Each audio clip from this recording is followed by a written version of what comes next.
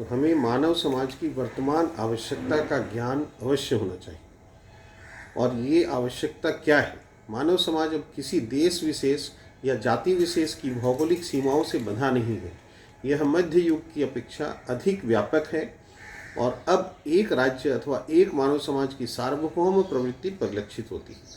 श्रीमद् भागवत के अनुसार आध्यात्मिक साम्यवाद के आदर्श समग्र मानव समाज की एक रूपता पर अथवा कहना चाहें तो न्यूनाधिक जीवात्माओं की समग्र शक्ति पर आधारित है।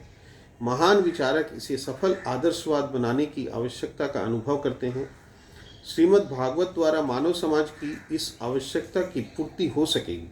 अतः इसका शुभारंभ वेदांत दर्शन के सूत्र जन्म अध्यक्ष से होता है, जिससे सामान्य हित के आदर्श की स्थापना हो सके। देखो ये बहुत इम्पोर्टेंट है। प्रभुपाद इतना इम्पोर्टेंट पॉइंट से स्टार्ट कर रहे हैं। प्रभुपाद पूरा विश्व घूमे और वो जबकि आज से 50 साल पहले की बात है, लेकिन वो पूरा वेस्टर्न वर्ल्ड पूरा घूम के देखे कि आज के दिन का, प्रभुपाद बोल रहे हैं कि आज के दिन की क्या आवश्यकता मानव समाज की, ये ध्यान देना पड़ेगा।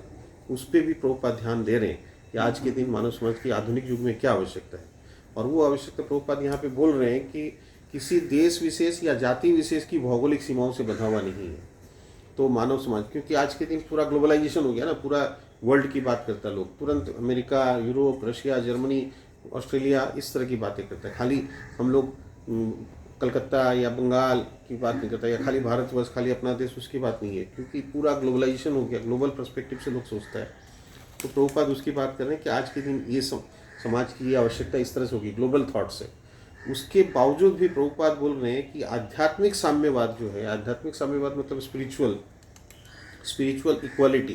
तो स्पिरिचुअलिटी मतलब अध्यात्म में तो कोई डिवीजन नहीं किया हुआ ना कि हिंदू, मुस्लिम, सिख, ईसाई, ये वो अलग अलग सब बौद्ध, ये सब कुछ अलग अलग नहीं किया हुआ है। यहाँ पे तो सब पूरा मानव समाज की बात है भागवतम में। तो प्रभुपाद वहाँ से शुरुआत कर रहे हैं। तो आमुख में बोल रहे हैं कि भागवतम में कोई डिस्क्रिमिनेशन नहीं है, ये पूरे मानव समाज के लिए ये रिलेवेंट है।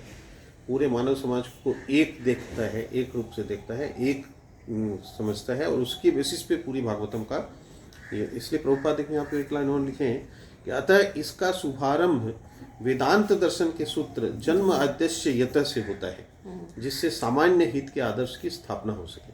तो प्रभुपाद ये बोलना चाह रहे हैं कि भागवतम से पूरे मानव समाज को के फायदे की बात भागवतम में है। भागवतम सबके लिए इक्वली एप्लीकेबल है, कोई डिवीजन की बात ही नहीं है भागवतम। ये अब ये समझना होगा जन्मांधस्य से क्या है ये। हाँ, ये ना जन्म आद्यश्यत मतलब जो आगे और क्लियर हो जाएगा।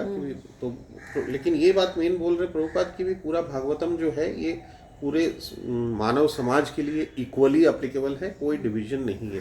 और आज भी उसके लिए इतना रिलेवेंट है, क्योंकि आज के दिन ग्लोबलाइजेशन की सोच है लोगों की, तो उसके लिए भी बोल रहे हैं भागवतम बहुत इंपॉर्टेंट है। मतलब कई लोग ऐसा सोचते हैं कि अरे ये तो क्या भावुकता की बात है कि हरे राम हरे कृष्णा बैठ के कर रहा है, ये सब क्या करना है, आज का दिन इतना आगे बढ़ गया है, आज का समय इतना आगे बढ़ गया है, तुम लोग कहाँ पढ़े हो।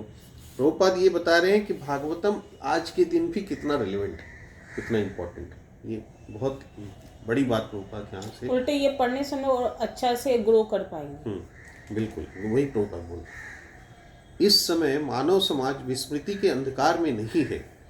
इसने समग्र विश्व में भौतिक सुविधाओं, शिक्षा तथा आर्थिक विकास के क्षेत्र में तेजी से प्रगति की है, किंतु इस समाज के विराट वपु में कहीं न कहीं कुछ चुभन है, जिससे छोटी छोटी बातों पर भी व्यापक रूप से झगड़े हो रहे हैं।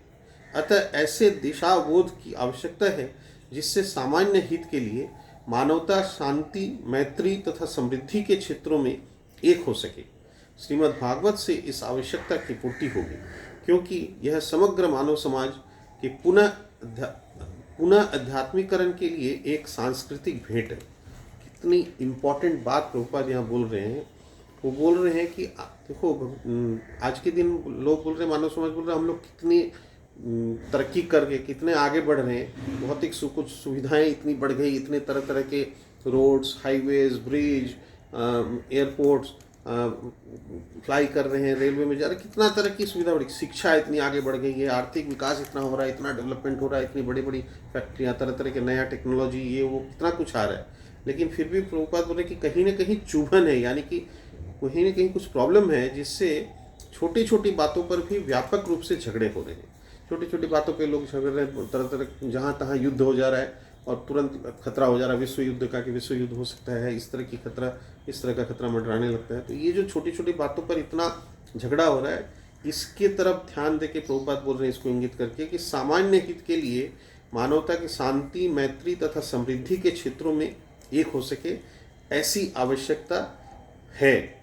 ऐसे दिशाबोध की आवश्यकता है जिससे सामान्य हित के लिए मानव समाज शांति, मैत्री तथा समृद्धि के क्षेत्रों में एक हो सके। पूरा मानव समाज, पूरे मानव समाज की शांति के लिए, पूरे मानव समाज की मैत्री के लिए और समृद्धि के लिए बात हो, ऐसे थॉट प्रोसेस हो, इसके लिए इसकी जरूरत है, ऐसे प्रभुपाद बोल रहे हैं।